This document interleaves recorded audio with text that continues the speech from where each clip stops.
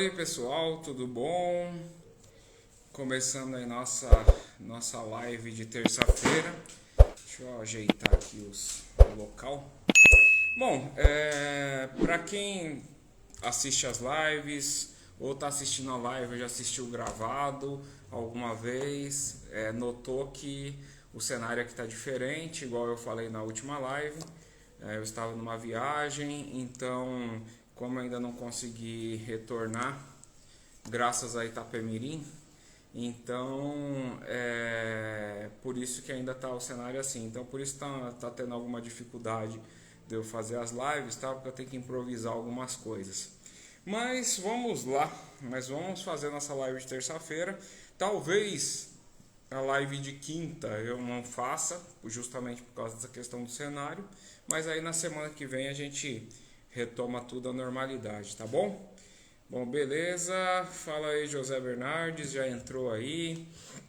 Hoje eu pretendo falar um pouco, e aí justamente por causa dessas mudanças e tal, e dessa improvisação, por conta de eu não estar no escritório e tal, eu estou fazendo assim algumas lives sobre alguns assuntos que eu acho interessante.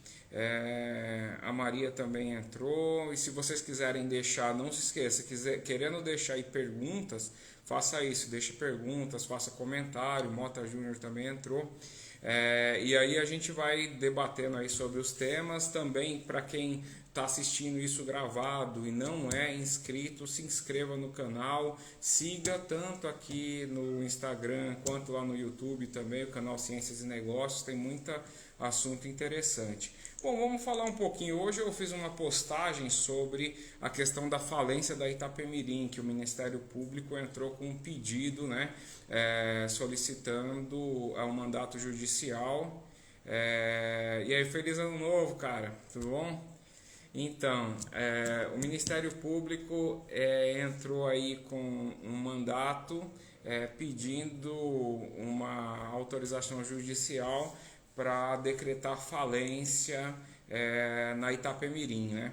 E aí eu já, aproveitando esse ensejo, eu resolvi verificar aqui que eu sei que é uma dificuldade, tem um monte de gente que não sabe como que isso funciona, essa questão da lei de falências. Então fazer uma breve explanação para vocês de como que isso funciona, tá?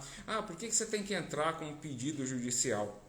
Porque é o seguinte, a falência, né, toda vez que para decretar falência ou recuperação judicial de uma empresa, na verdade esse procedimento não é um procedimento. No caso da recuperação judicial, a empresa decide entrar com um pedido e tal, aí ela vai ter alguns benefícios de não precisar pagar os credores durante um certo tempo, vai ter que fazer lá um plano e tal, então a própria empresa que decide. Mas no caso da falência, para ser mais específico, a falência depende muito dos credores. O que é o credor? O cara que deve, o cara que a empresa deve para ele, precisa pagar ele.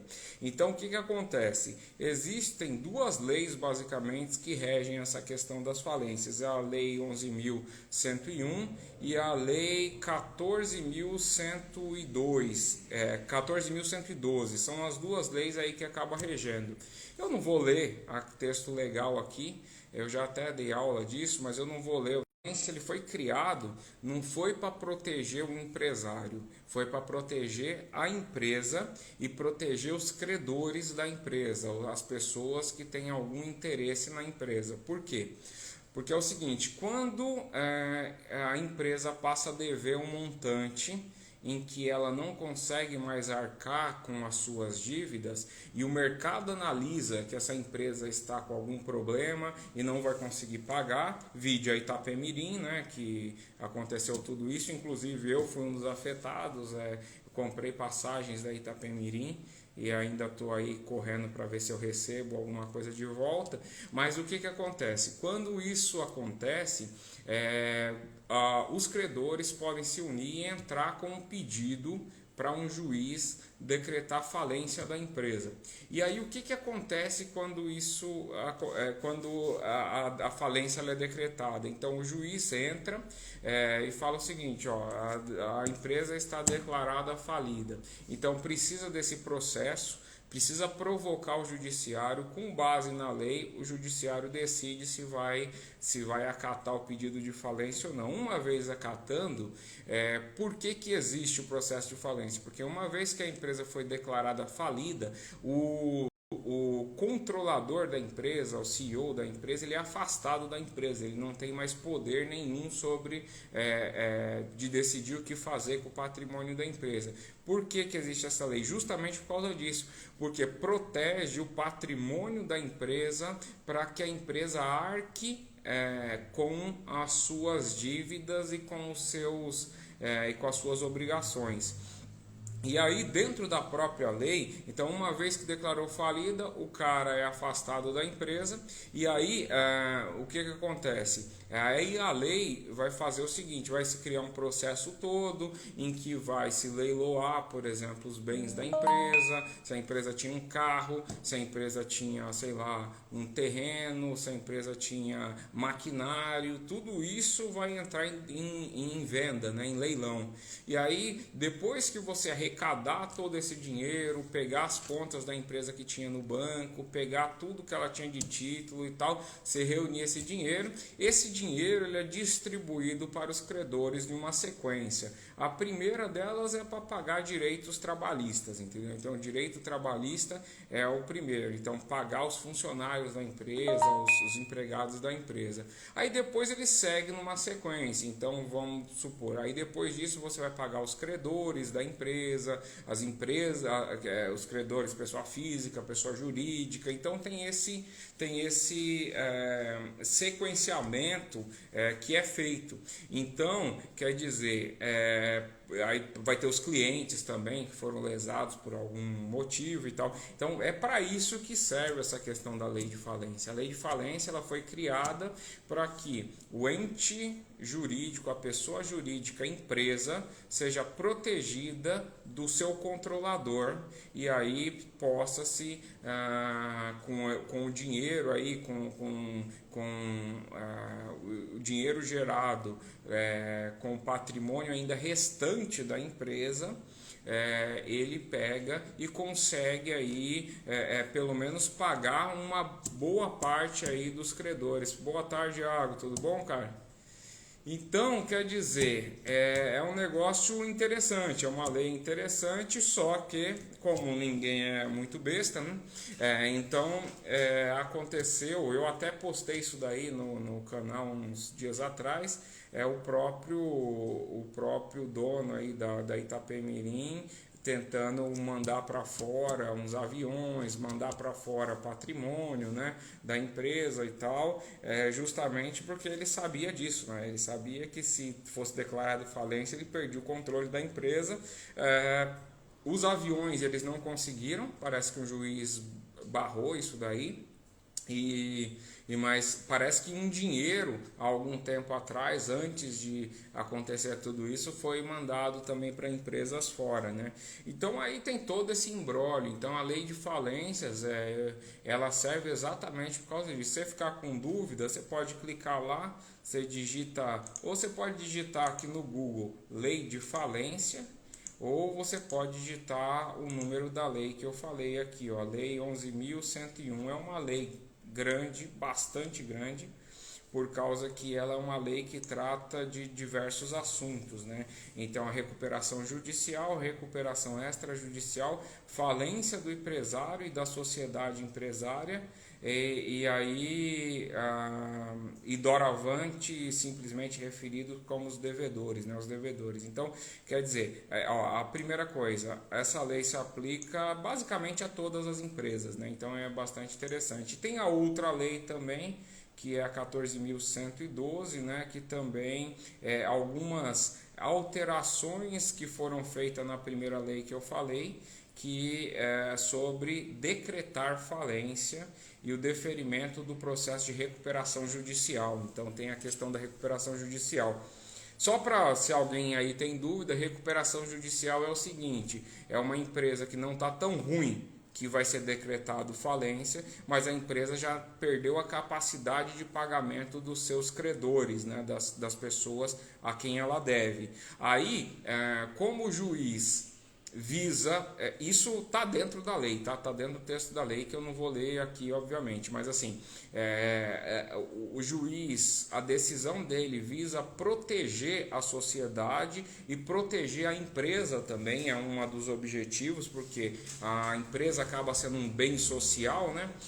Então, o que acontece? Se puder decretar recuperação judicial, é melhor do que falência. A recuperação judicial, o empresário vai ter que desenhar um plano, e esse plano vai ter que contar lá direitinho como que ele vai fazer, quanto tempo que vai levar, como que ele pretende recuperar a empresa. Ele vai ter um tempinho lá a mais para pagar os credores, então os credores não vão poder exigir, digamos, aquele crédito imediato, então ele vai ter um tempo para fazer isso, e aí esse plano sendo executado bonitinho, maravilha, aí o cara, depois que a empresa se recuperou, ela volta à sua normalidade. Agora, se o plano de recuperação judicial não for cumprido, decretado falência, entendeu? E aí vai tudo aquilo que eu falei.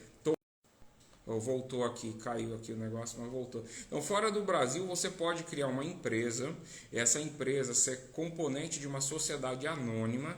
Então, para que serve isso? Porque é o seguinte, uma empresa sociedade anônima, você só pode processar a empresa e só pode receber alguma coisa da empresa que está vinculada ao patrimônio da empresa. É uma sociedade anônima, ou seja, você não sabe quem são os sócios. Você sabe que tem um ente chamado empresa ali.